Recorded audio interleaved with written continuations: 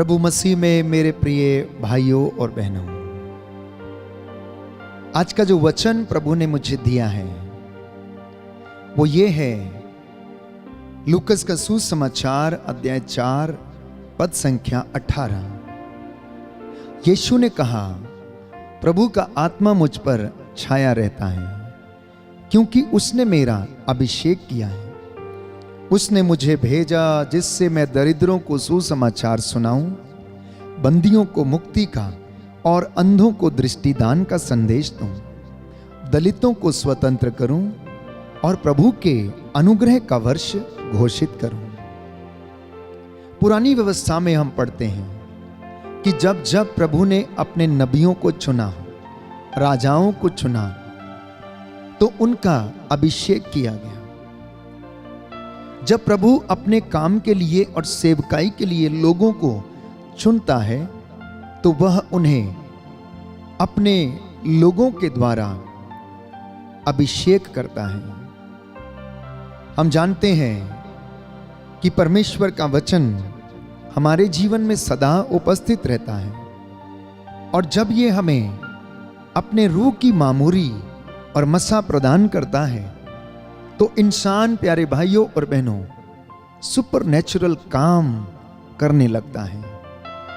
इसलिए योहन अपने पहले पत्र अध्याय 2 पद संख्या 27 में लिखता है कि तुम लोगों को मसीह से जो पवित्र आत्मा मिला वह तुम में विद्यमान रहता है, इसलिए तुमको किसी अन्य गुरु की आवश्यकता नहीं। उसकी शिक्षा सत्य है, असत्य नहीं है। तुम उस शिक्षा के अनुसार मसीह में बने रहो। तो जब परमेश्वर अपने लोगों से काम लेता है, अपनी महिमा के कार्य वो प्रकट करना चाहता है, तो वह अपनी आत्मा को इन लोगों पर भेजता और उसके सामर्थ्य से ये सभी लोग कार्य करते हैं। तो इस अभिषेक का अर्थ यही है कि ईश्वर की उपस्थिति हमारे जीवन में विद्यमान रहती है। जिस तरह से पवित्र आत्मा की उपस्थिति दाऊद के साथ रहती थी, प्रभु के अन्य चुने हुए लोगों के साथ थी, और स्वयं यीशु मसीह के ऊपर पवित्र आत्मा छाया रहता था, जिसके सामर्थ्य से वो चिन्ह और चमत्कार करते थे, वही पवित्र आत्मा हमें भी इन तमाम कार्यों को करने का सामर्थ्य प्रदान करता है। बाइबल हमें बताती है, सामुएल का पहला ग्रंथ अध्याय 16 पद संख्या 13, कि दाऊद का अभिषेक किया गया। सामुएल ने एक सींग में तेल लिया और उसे अपने हाथ में लिया, उसके भाइयों के सामने उसका अभिषेक किया, और ईश्वर का आत्मा दाऊद पर उतरा और उस पर छा गया। उसी दिन से वह उसके साथ विद्यमान रहा। मैं पुनः एक बार दोहराना चाहूंगा, सामुएल का पहला ग्रंथ अध्याय 16 पद संख्या 13, हम वचन में पढ़ते हैं कि दाऊद का अभिषेक किया गया। सामुएल ने तेल का सींग हाथ में ले लिया, उसके भाइयों के सामने उसका अभिषेक किया, और उसी दिन से पवित्र आत्मा दाऊद के ऊपर छा गया और उसके साथ विद्यमान रहता था। अध्याय 16 पद संख्या 3 में हम पढ़ते हैं कि प्रभु ने कहा, मैं जिसे दिखाऊंगा उसी का मेरी ओर से तुम अभिषेक करोगे। अध्याय 16 पद संख्या 7 में हम पढ़ते हैं कि प्रभु मनुष्य की तरह विचार नहीं करता। मनुष्य तो बाहरी रूप देखता है, परंतु प्रभु हृदय देखता है। तो प्रभु के कार्य हमारी दृष्टि में अपूर्व हैं। हम जानते हैं कि जब जब परमेश्वर ने अपनी सेवकाई के लिए लोगों को चुना, तो वे बहुत बड़े विद्वान और पंडित नहीं थे, वो बहुत बड़े बुद्धिमान लोग नहीं थे। या तो वे मछुआरे थे, या वो चरवाहे थे, या फिर वो बढ़ई थे, या फिर समाज से दूर कहीं रहने वाले लोग थे। प्रभु ने उनकी प्रशंसा की। भले समारी का दृष्टांत उन्होंने दिया।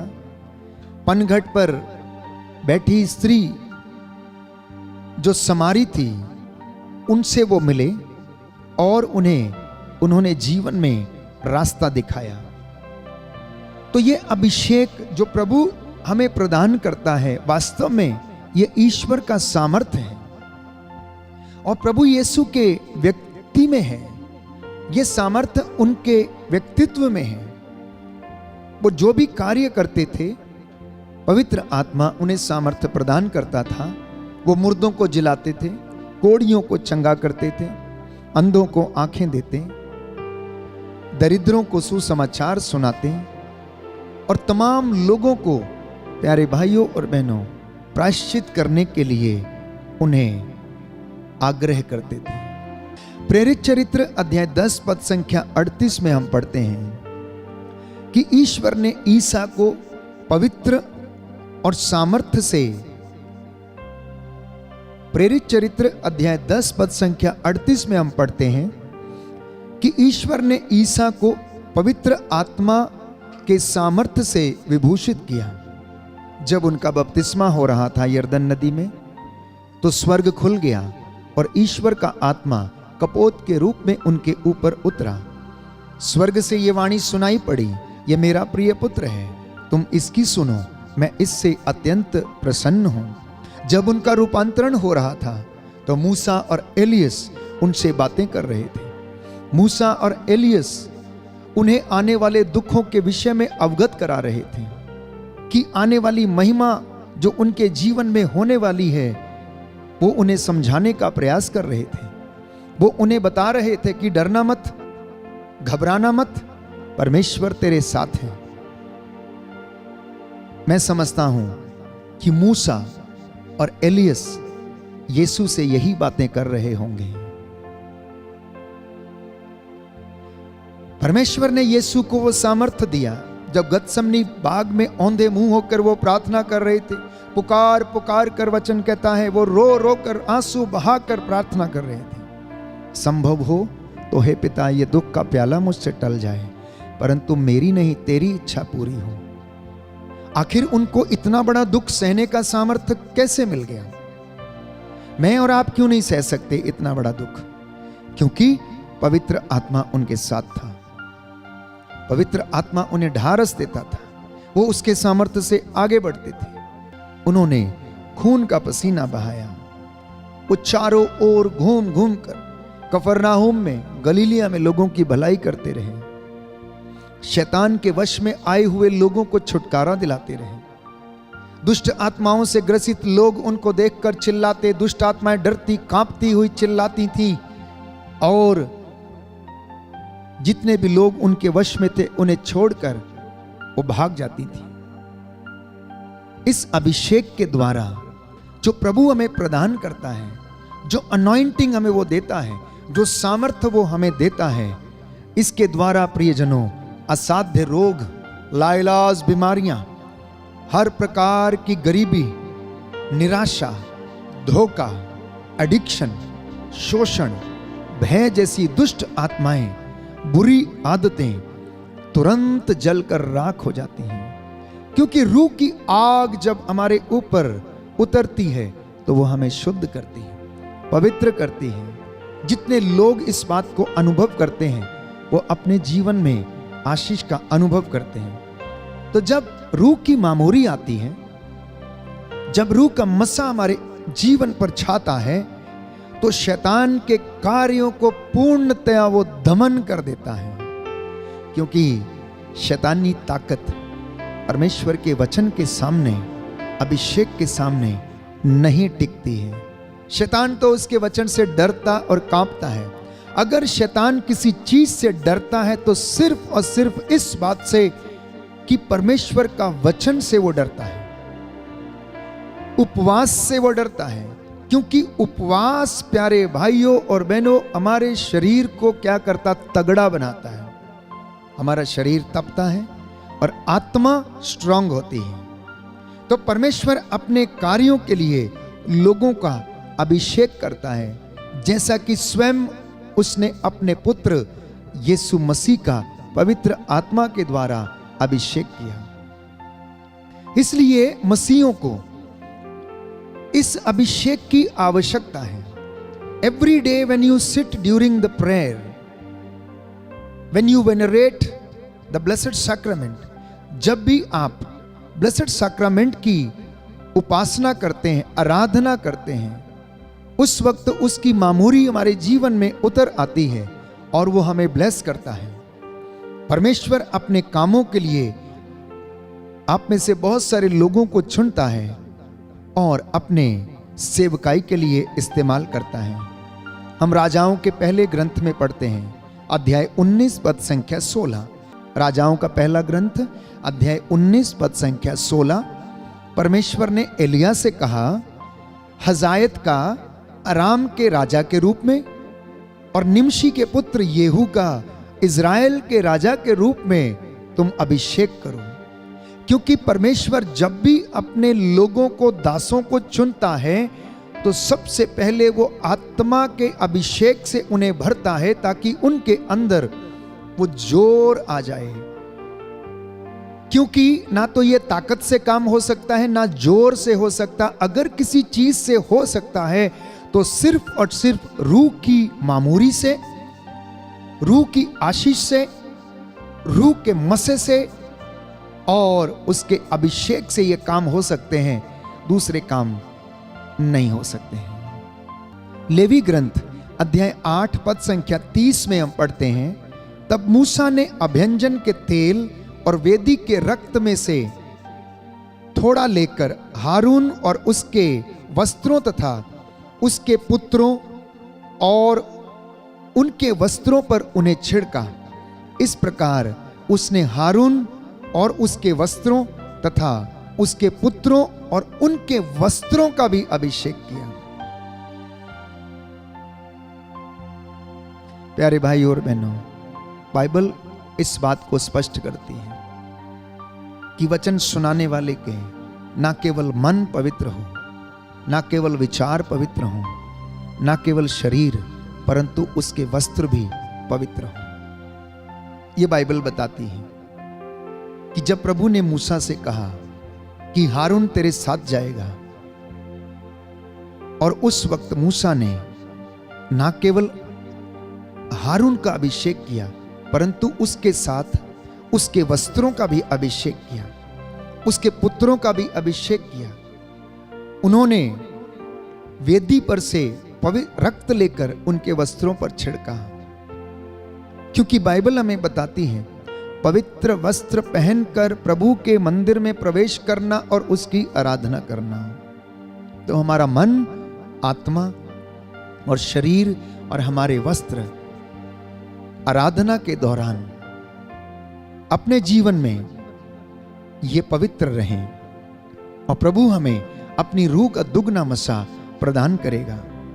राजाओं का पहला ग्रंथ अध्याय 1 पद संख्या 39। तमाम उदाहरण हमें मिलते हैं कि परमेश्वर अपने लोगों को जब चुनता है तो उनका अभिषेक करता है। याजक सादोक ने तंबू से तेल भरा सींग निकालकर सुलेमान का अभिषेक किया। याजक सादोक ने तंबू से तेल से भरा हुआ सींग लिया और उसे निकालकर सुलेमान का अभिषेक किया।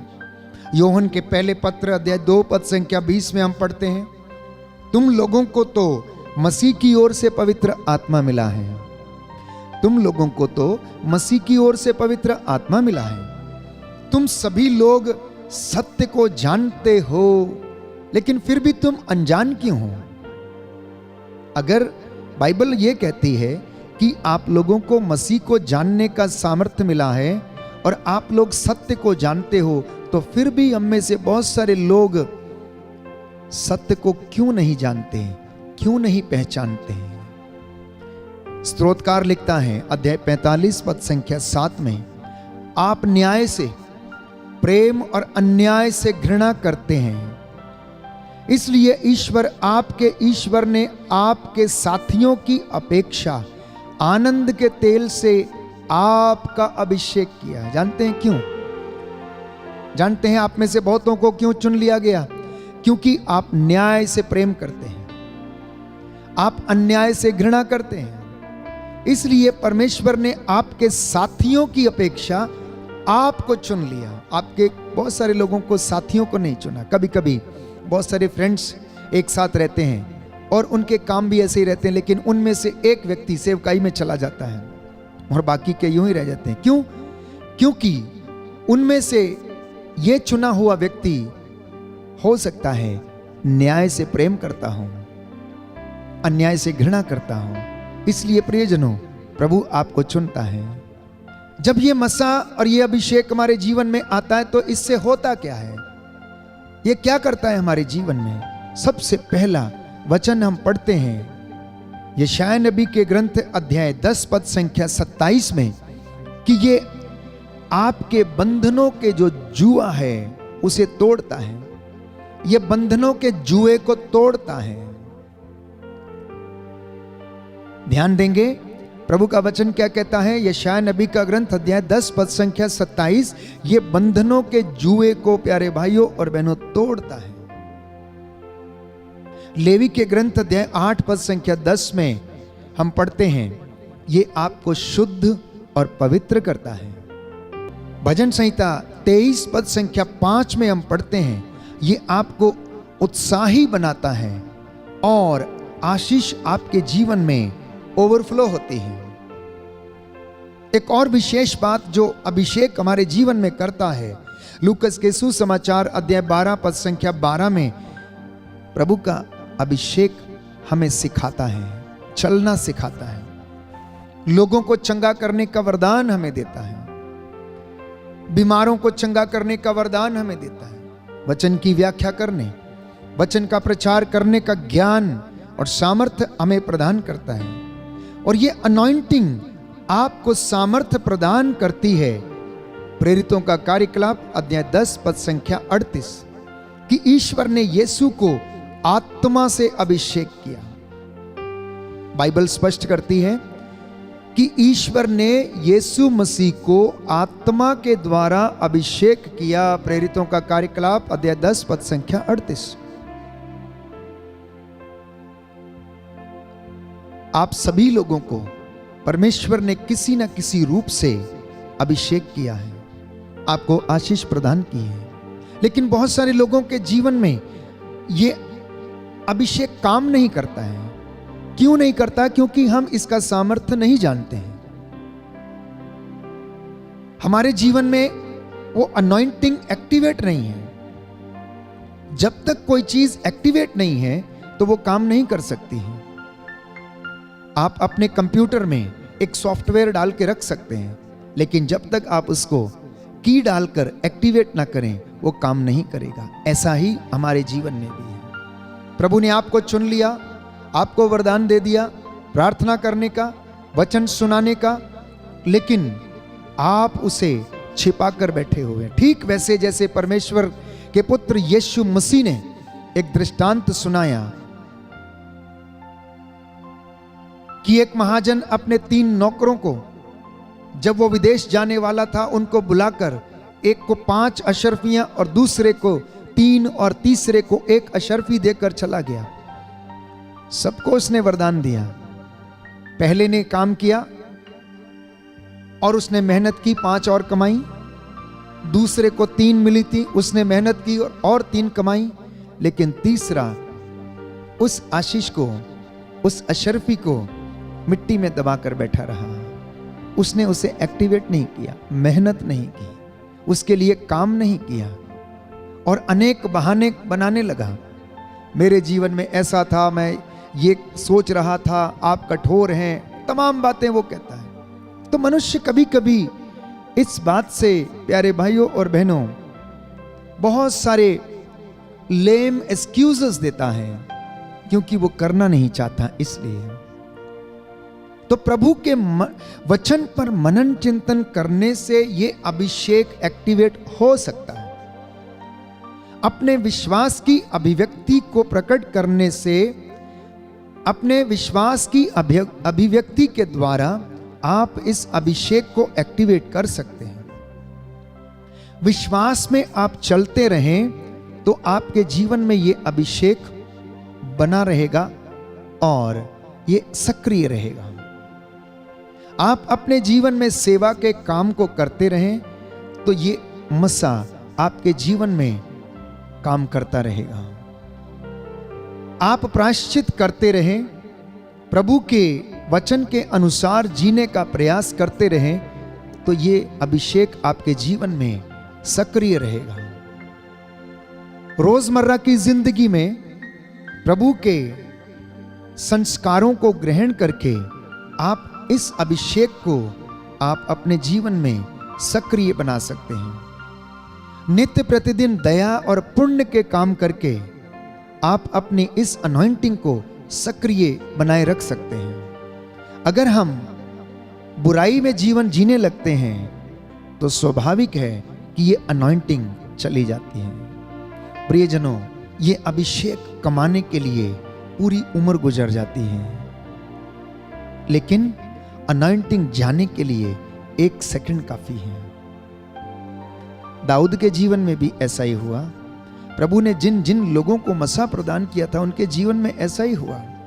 शमशून के विषय में हम जानते हैं कि शमशून को परमेश्वर ने सामर्थ्य से परिपूर्ण किया था, उसकी ताकत उसके बालों में थी, लेकिन वो दलीला के बातों में प्रलोभन में पड़ गया।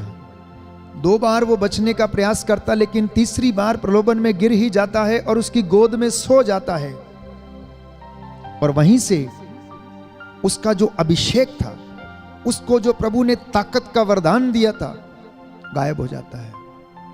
दाऊद के जीवन में भी ऐसा ही होता है।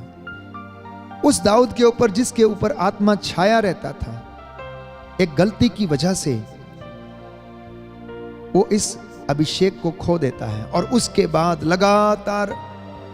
लगातार घुटने टेक कर रोता, गिड़गिड़ाता, प्रायश्चित करता जाता है। हमारे जीवन में भी ऐसा ही होता है। हम में से बहुत सारे लोग उपवास रखते हैं, लेकिन शाम को हो सकता है कुछ गलत शब्द मुंह से निकल जाएं तो हमारा पूरा उपवास खराब हो जाता है। हो सकता है आज पूरा दिन आपने लंगर लगाया, सेवा करके आए, और शाम को आकर आपने पड़ोसी को अबा तबा किया, गाली दे दी।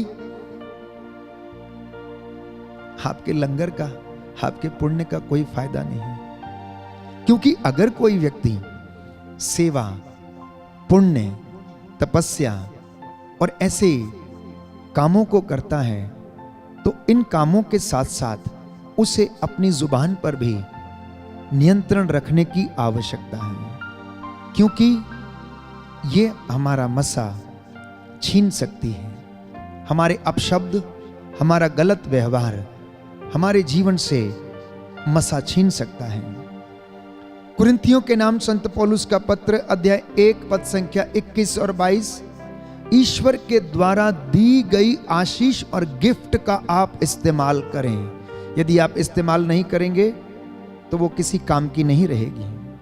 Remember that you have been anointed. हर मसीह को यह याद रखना है कि आपका अभिषेक किया गया है। बपतिस्मा संस्कार के द्वारा आपको पवित्र आत्मा का सामर्थ्य, दृढ़ीकरण संस्कार के द्वारा आपको पवित्र आत्मा की मोहर प्रदान की गई है और आप नए व्यक्ति हैं। ईश्वर के पुत्र पुत्रियां कहलाने का आपको अधिकार मिला है। अगर हम भूल जाते हैं तो ये अभिषेक चला जाता है। कभी अपने आप को शीशे के सामने खड़े करना और देखना और कहना, अपना नाम लेकर कहना, या यूं कहना कि मैं मसीह के द्वारा चुना हुआ व्यक्ति हूं, मैं मसीह के द्वारा अभिषिक्त किया गया व्यक्ति हूं। मसीह ने मुझे अपने काम के लिए चुना है, मसीह ने मुझसे प्रेम किया है, मसीह ने मेरे लिए रक्त बहाया है, मसीह ने मेरे लिए कोड़े खाए हैं, यीशु ने मेरे लिए दाम चुकाया है, यीशु ने मेरी सेवा की है और मुझे सेवा करना सिखाया है। एक बार नहीं, जितनी बार आप शीशे के सामने खड़े होकर अपने आप को याद दिलाएंगे तो ये अनॉइंटिंग आपके जीवन में सक्रिय रहेगी, ये एक्टिव रहेगी और आपको प्रलोभन में गिरने ना देगी। जब आप अपने आप को याद दिलाएंगे कि प्रभु ये कहता है, यदि तुम मुझे प्यार करते हो तो मेरी शिक्षा पर भी चलोगे। खाली मेरा नाम लेकर जोर जोर से मुझे पुकारने वाले सब के सब स्वर्ग राज्य में प्रवेश नहीं करेंगे। केवल वे लोग जो मेरे स्वर्गीय पिता की इच्छा पूरी करता है, केवल वो स्वर्ग राज्य में प्रवेश करेगा। तो प्रभु से कहना कि पवित्र आत्मा का सामर्थ्य हमें प्रदान कर। प्रभु से कहना कि पवित्र आत्मा के वरदानों की वर्षा हे प्रभु यीशु हमारे ऊपर कर दीजिए। आज आपका परिवार प्रभु के अभिषेक से भर जाए।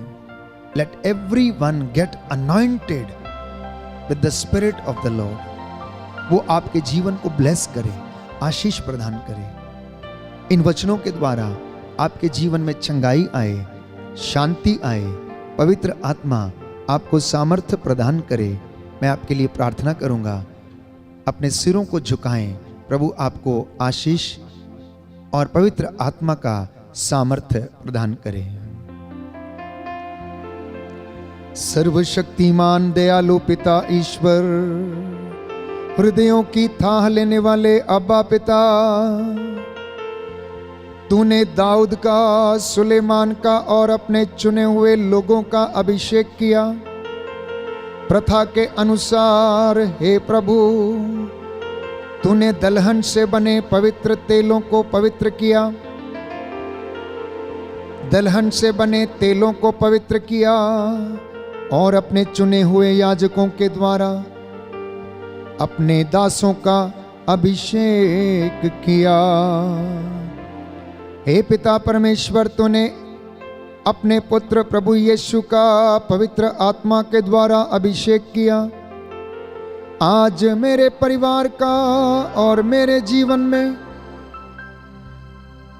अभिषेक देने की कृपा कर।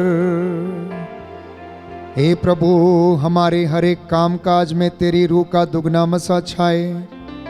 हम तेरे वचन को अपने जीवन में धारण किए रहे। तेरी आत्मा हमारी अगुवाई करे। आज के ये वचन, इनके द्वारा हमारे जीवन में उद्धार आ जाए। ये हमारे रास्तों का उजाला करें, हमें आशीष प्रदान करें, हमारे प्रभु क्रिस्त के द्वारा। आमीन।